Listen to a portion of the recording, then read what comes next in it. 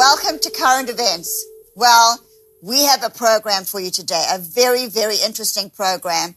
We've got prophecies from what Kim spoke about, and we've also got some information that's very relevant to what's happening in the world today, and we know that you are going to be intrigued. So we need you to stay tuned, and let's watch the first clip. Russia, Ukraine, Poland, Germany, Estonia, you shall be the troublemaker. You shall rattle Putin, who claims himself as a Tsar, to bring back a system of control and pain and suppression. For God said, light shall shine from nations that are in obscurity now. From Ukraine, light shall shine, and I will defend that nation. And light shall shine, says the Lord, from Estonia. And they shall say, but they the troublemakers. And I will take a little child-like nation to bring to its knees Russia. That was incredible. Okay, so this particular prophecy, I've actually put this up and it's out there on social media already because I've been watching Estonia ever since, and Ukraine as well, but as Estonia, because it was strange to me always why I'd never even heard of honestly never even heard of Estonia before he prophesied about it. And I've been watching this for years, and when we were at the Reawaken America tour a few weeks ago, there was a man who came and introduced himself to me who's actually done boots on the ground in Estonia and been there. And he said that they're very innocent people. Mm-hmm. And he was almost weeping when he was telling me about how innocent and childlike they are, and how if you look at their history, I can't go into the whole history now, but their history in Estonia, they've really not been treated well by anything that's happened over the last probably 100 years or so. So it was such a pleasure to meet that gentleman because he was able to tell me about Estonia a little bit. And we're seeing what's happening with Ukraine, and listen to the countries that he listed, particularly Poland, Germany. He sent me to Poland, sent me to Germany in 2012. Yes. So it's all starting to sort of come together now. And really we're here at House of Destiny right now really looking at this Russia-Ukraine situation, because it was one of the last boots on the ground in the last year or two of my dad's life that he went to Ukraine. He was praying in Ukraine. He saw God showed him very specific things. And so this particular thing now that we're seeing what's happened with Russia wanting to invade in Ukraine, and then we're looking at the countries that my dad was seeing, and we know Ukraine and Estonia are also known for being for corrupt leadership. So not the citizens, but the leadership. Yes. You know, ever since the Soviet Union fell, these countries have sort of been taken advantage of. A lot of crooks have gone in there under the name of democracy and robbed from these people. So it's a really difficult situation. And I found it interesting that he said a little childlike nation. So we're watching. What is the actual problem with this NATO thing? Well, it's Ukraine has a promise to be able to join NATO. They've got to just clean some stuff up. So they're almost there. Yeah. And so that's why it's sort of difficult right now. But, you know, we have a clip of a news clip to show you about that, actually. So why don't we just run the news clip on the build-up of U.S. and NATO forces here and have a look at that. Why is Russia's Putin so focused on Ukraine? Ukraine has become the main flashpoint in Russia's relations with the West, after a series of tough statements from President Vladimir Putin and a build-up of tens of thousands of Russian troops near its border. If Russia further invades Ukraine, there will be significant costs and consequences. Russia will be held accountable if it invades. The risk of a conflict is real. This is an extremely dangerous situation. We're now at a stage where Russia could at any point launch an attack. Here are 3 reasons why Putin feels so strongly about Ukraine and has chosen to bring the crisis to a head. With the 1991 breakup of the Soviet Union, Russia lost control of 14 former republics it had previously dominated. But the loss of Ukraine was the bitterest pill. Many Russians feel a connection with Ukraine that they do not feel towards other former Soviet states. The two had been linked since the 9th century and speak closely related languages. Putin has said Russians and Ukrainians were one people who shared a single historic and spiritual space. Since the Cold War ended, NATO has expanded eastwards by taking in 14 new countries, including states that were once in the Soviet Union. For Russia, this was a threatening encroachment towards its borders. Так серьезную озабоченность вызывает наращивание непосредственно у российских границ военной группировки США и НАТО. While Ukraine is not a NATO member, it has a promise it will eventually get to join. Since toppling a pro-Russian president in 2014, it has moved closer to the West and staged joint military exercises with NATO. Putin says Ukraine's growing ties with the alliance could make it a launchpad for NATO missiles targeted at Russia. He wants security guarantees from the West, including the rescinding of NATO's membership promise to Kiev. As a leader who tolerates virtually no domestic opposition, Putin has a strong aversion to revolutions in neighbouring countries that could encourage protests in Russia. Ukraine is potentially threatening for Putin if it inspires Russians with a pro-Western vision. Keeping the West guessing about a possible invasion of Ukraine has put Russia high on the international agenda and forced US President Joe Biden to re-engage with Putin in a video call in December. In a recent interview, Putin mourned the collapse of the Soviet Union as the demise of historical Russia. Some analysts argue such statements suggest Putin sees Ukraine as unfinished business and wants to follow the seizure of Crimea, which boosted his popularity in Russia, to bring part or all of Ukraine back under Moscow's rule. Crazy what's going on. We're showing you these clips so that you can get an understanding of exactly what's happening. Russia is a very important in the Bible because it speaks of Russia coming down, of course, in Ezekiel 38. And a lot of you know the story, but you can read it in Ezekiel 38. The Gog-Magog war is what we're watching unfold, because we can see Russia is starting to dominate the world with natural gas and expansion. They're expanding like you cannot believe. All over the world, they're expanding. All the way through the Arctic. And Christy, have you got something to say about I this? do. I think the thing is, so often for us, a lot of the nations that kind of exist today don't necessarily have very many roots, at least biblically, whereas Russia does. And there is a desire in the heart of the Russian leadership, which is evidenced that there's an intense desire for expansionism and control. And in the previous clip, we kind of hear about Putin mourning the sort of domination, as it were, or the dominance hierarchy of historical Russia, because there's this extreme sense of nationalism and this very intense desire to see Russia at the top again. And obviously one of the key commodities, one of the key sort of wands of power, as it were, in today's day and age is energy. It's oil, it's natural gas, it's these various things. And so I'm not going to do as good a job of this as the clip that we've got now, but just to be aware that yes, there's a desire in the heart of the Russian leadership for expansionism and domination. We also do know that it was prophesied about thousands of years ago for this exact thing, a desire to subjugate. And we know that a war will play out with Russia being one of the key players, which is why we have to have our eyes locked on what's going on. And it's why we have to continue to stay aware, because although right now it might not feel like, there's this direct impact on America or on other Western nations or even, African nations or whatever, we might think, whatever, it's not a big deal. But it is a big deal because we do know what's coming. And right now, one of the key elements to all of this is energy. So let's go to this clip now about Russia's plans for the future.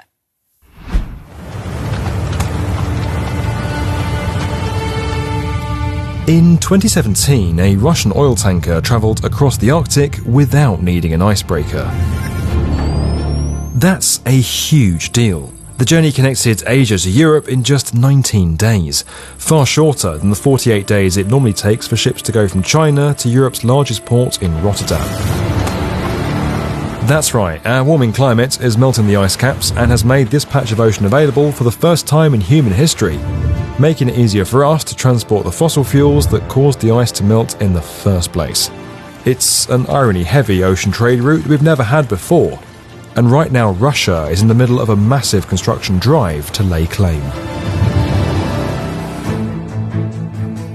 This $110 billion megaport on the Taymyr Peninsula is quite possibly the most impressive thing that Russia's building right now. Dubbed the biggest project in the modern-day global oil industry, it'll house the country's largest Arctic oil terminal, and it's so huge and so remote that state-owned oil company Rosneft will first have to build the infrastructure needed just to get to the site. The country's also building a 770-kilometre pipeline to transport oil to the port, where 10 new ice-class tankers will then take it the rest of the way to Europe and Asia. Greta Thunberg better look away now, because once fully operational, it's going to deliver 25 million tonnes of oil by 2025 and 100 million tonnes by 2030. The Russians have long seen the potential of the Arctic. In 2007, they sent a very cold diver down to the bottom of the Arctic Sea to plant a flag at the North Pole. Then in 2019, the country announced its Northern Sea Route Development Plan. The idea is to significantly increase Russian economic development along the Northern Sea Route over the next 15 years, essentially opening the area up as an alternative to the Suez Canal for shipping cargo between Europe and Asia, especially during the summer months when the ice covering the sea could eventually disappear altogether. We're concerned about Russia's claim over the international waters of the Northern Sea Route, including its newly announced plans to connect it with China's maritime Silk Road. The US has reminded Russia that the Northern Sea Route and Northwest Passage are used as straits for international navigation and are not exclusively under their control, although a lot of the route does fall into the country's exclusive economic zone. No one denies Russia has significant Arctic interests. Its actions deserve special attention of this council, in part because of their sheer scale. And there we see it. There are... What's crazy about that? It's wild. The flag at the bottom of the ocean is just, to me, stuck out like, yeah, you know, they are aiming to really monopolize the fuel and the oil around the world. And together with China and Iran, they're kind of making this pact together. So this is something very interesting to keep our eye on. Anyhow, so that's very interesting, and that's for your information, so that you can kind of get an idea about, because, you know, in our news here in the United States, you don't hear much about world news, what's actually happening around the world with nations. We get little bits of information here and there, mainly in this country. It's all political about the United States. But, you know, we need to keep our eye on the world and what's happening around the world, because Bible prophecy is unfolding, and we're living in a day right now where this is very crucial that you understand what's going on. Kim also prophesied about a number of these things, well, and especially Russia. And he also said Russia will join its hands with Iran, and he listed other countries. He didn't say China in that particular prophecy, but he did say Russia would join its hands with Iran, Turkey. I forget the countries. I've got to go back and look at that. It just came to my mind now as you brought that up. Well, those countries you said are Iran, Russia, and I thought, oh, he said that. Those countries are in Ezekiel chapter 38. They're all listed. The nations that come against Israel in that time are all listed. But let's move on to Israel, because this is very, very exciting. This is a prophecy that Kim got way back. What was the year, Donna? I believe this is from 2014 or 15. So the clip that we're about to, the date will be on there. Very interesting prophecy about the mayor of Jerusalem at the time, and I was there along with the team that we were with, and we saw him speak about this. And at the time, you know, it's crazy. You think, well, how could this ever be? Especially when Nir Barkat wasn't very excited about the fact that he was being told he might be the next prime minister. He kind of was a little taken aback. But Kim gave this prophecy, and I want you to see this prophecy because it's very interesting. Let's go to that clip now. Spoke to me, said, the reason they want my people off the land is because if they're off the land, they are no longer protected as they are on the land. And you think about it. They were meant to live on that land.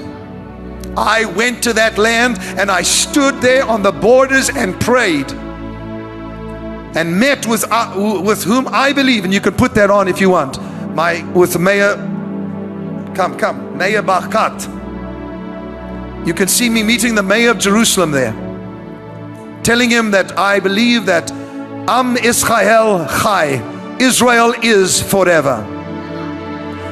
The reason he's nodding his head there is because I'm telling him, you are the future, a future prime minister of Israel. I gave him my mantle with the Star of David, and Israel is forever.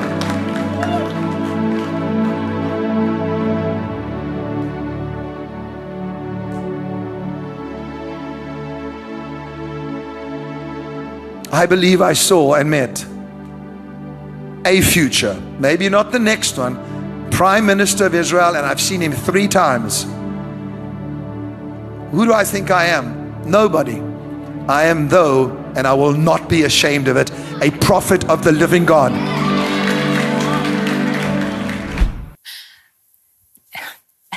No, Christy, that is unbelievable. What's wild about this is that at the time, because I remember when we did the concert in 2011 at the Tower of David, and Nir Barkat was there as the mayor, and he was so happy to have us, and we had all these people from around the world, and we were doing the tour. But I know when Kim was speaking to him at the time, he was planning to exit politics. So I think he didn't really know what to do with this strange sort of South African man telling him that he was going to be a prime minister when his plans were to exit. But now, Doobie got very excited about this and sent me this article a couple days ago, and it said this.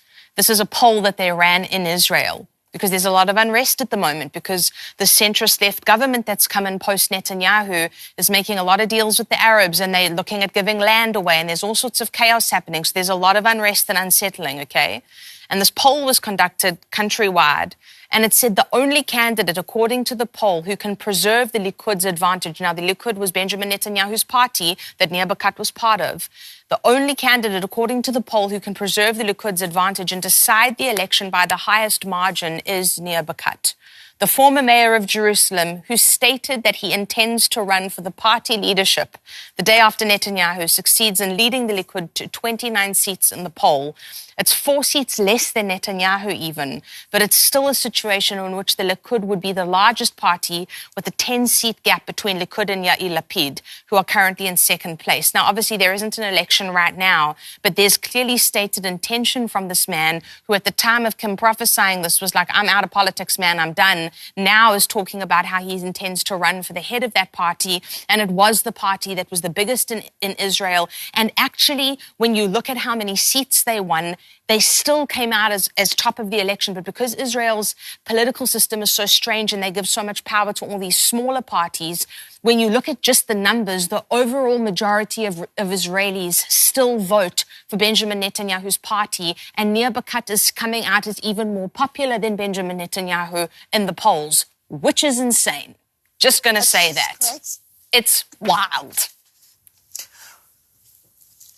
Well, I remember right before Dad went to meet him, Barkat, and I couldn't go, I was pregnant, but he took me to the mall and said, I want to get him a gift. And so we had to find something, and we got him, Dad got him a big crystal eagle, and he took that and presented it as a gift when they had that meeting that day. Yes. The eagle, always representative of freedom, of America. So there's that connection there, and Dad prophesied over and over again what God was going to do in America and Israel at the same time. He said to Netanyahu, whether prime minister or not, you will still be a prophet.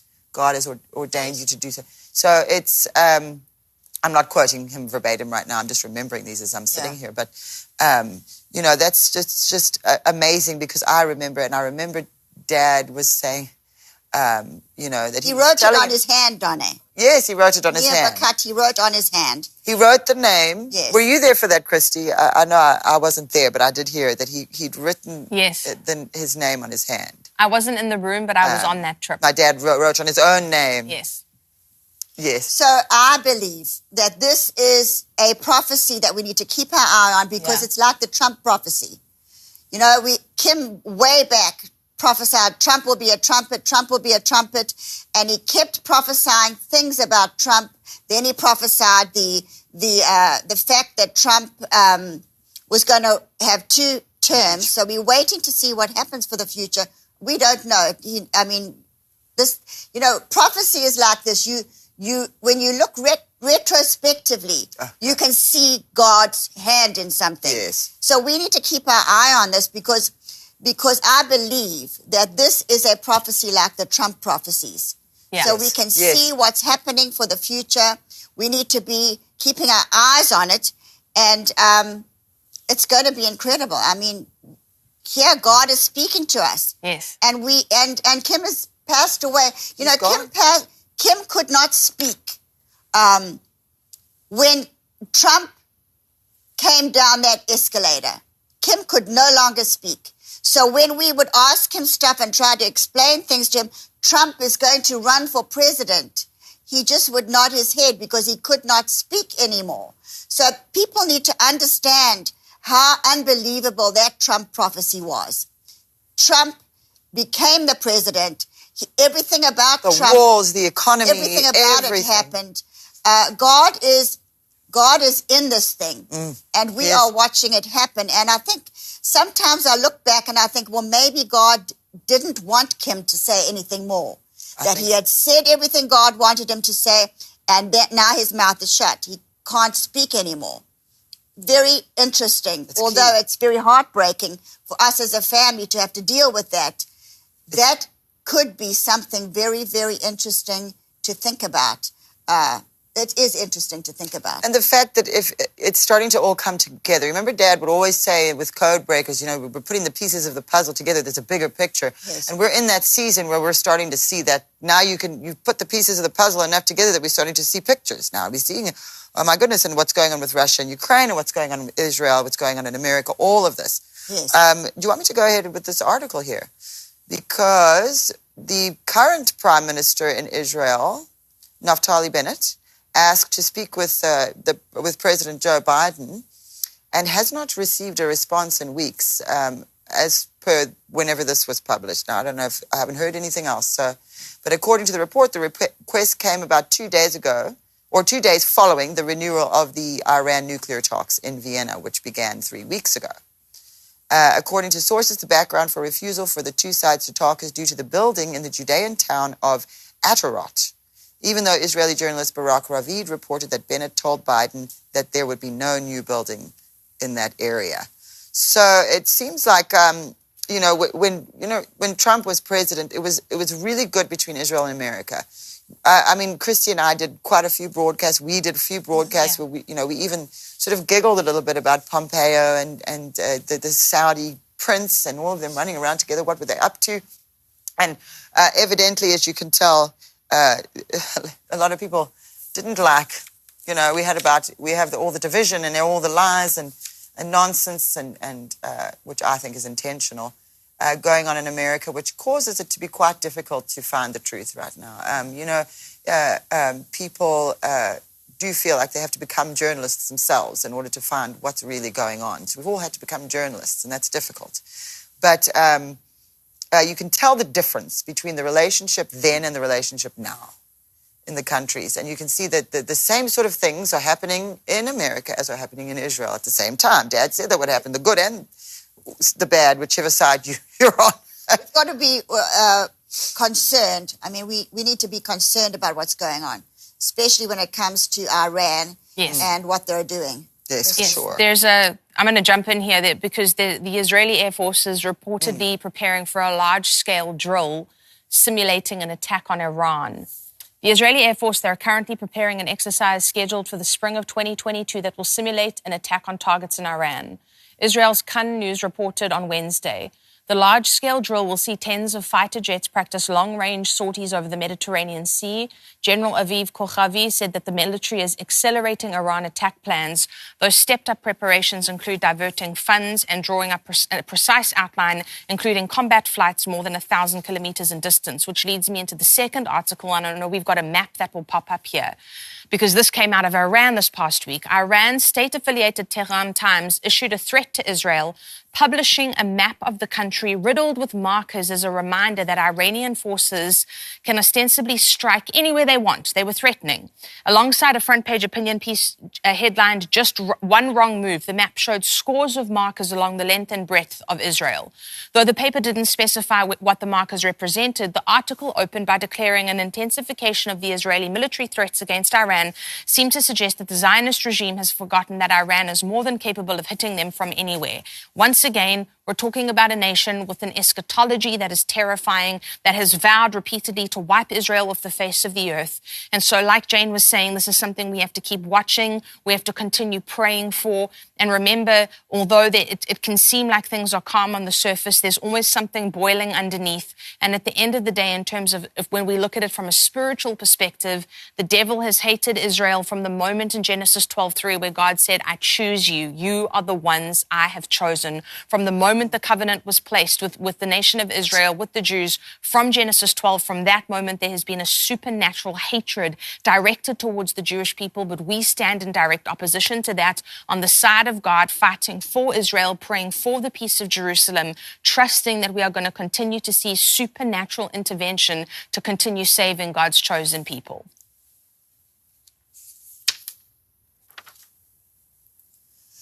Which brings us to the covenant that Christy was speaking about, the Abrahamic covenant. You know, the covenant God made with the Jewish nation.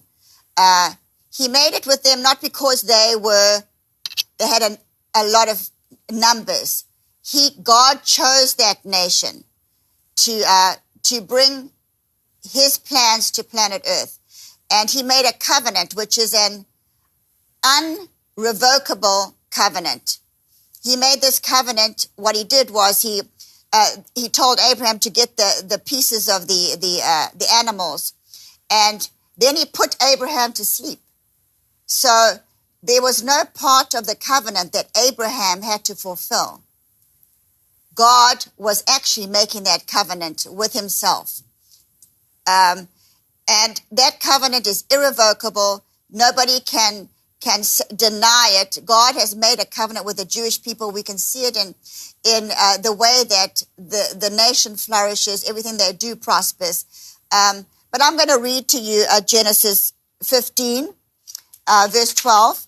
Now, when the sun was going down, a deep sleep fell on Abram, and a bold horror and great darkness fell upon him. Then he said, Abram, know certainly your descendants will be strangers in a land that is not theirs, and will serve them, and they will afflict them 400 years.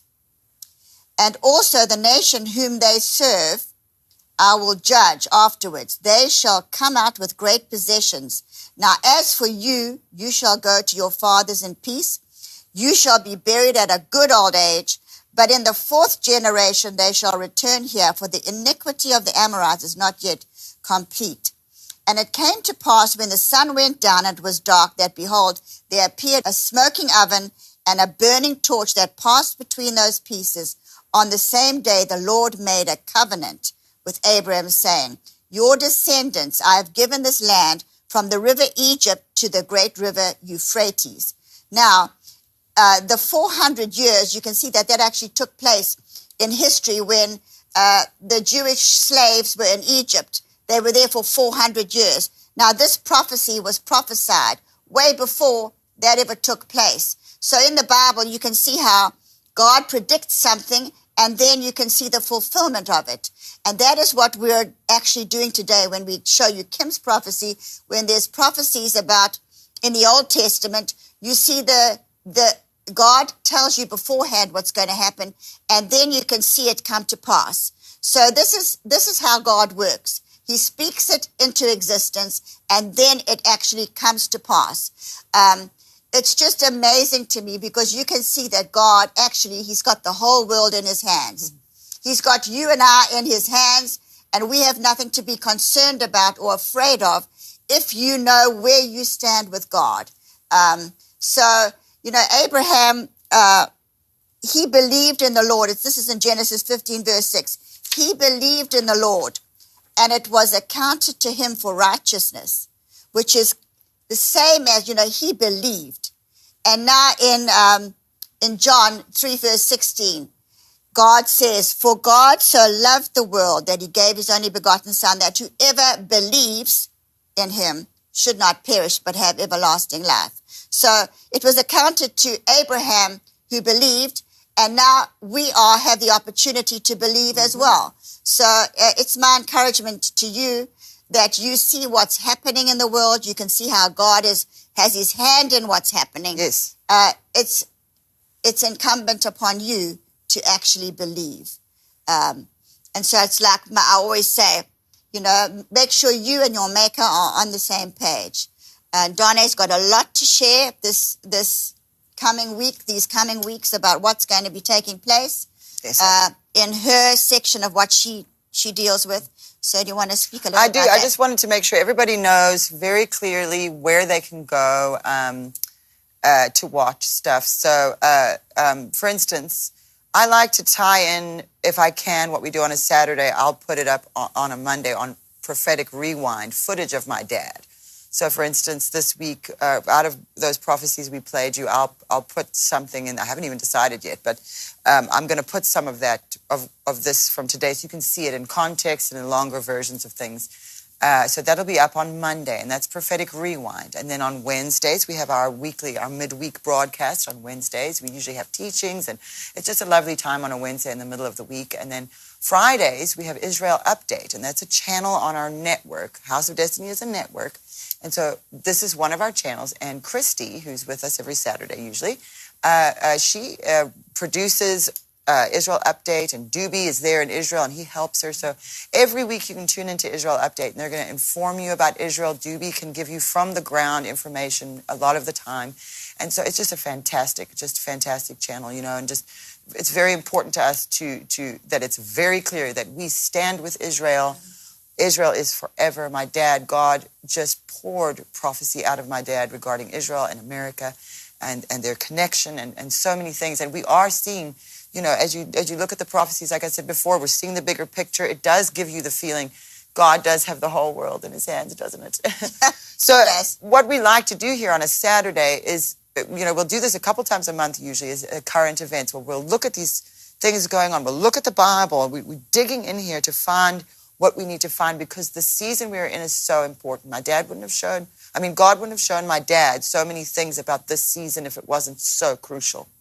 And so I think I don't know if you've ever watched on a Saturday, but before I say anything else, we've got the kids channel, Destiny Kids and worship, Kids, and we have great worship. I'm very partial to our music team. I think that they are absolutely awesome. And if you've never watched them, you need to go back and listen to them. They've got great voices, and they are worshipers. Anointed. They are very, very anointed, and we do a great job with our music section. Yes. We've got Destiny Worship and Destiny Kids, and all the information is on our website, houseofdestiny.org.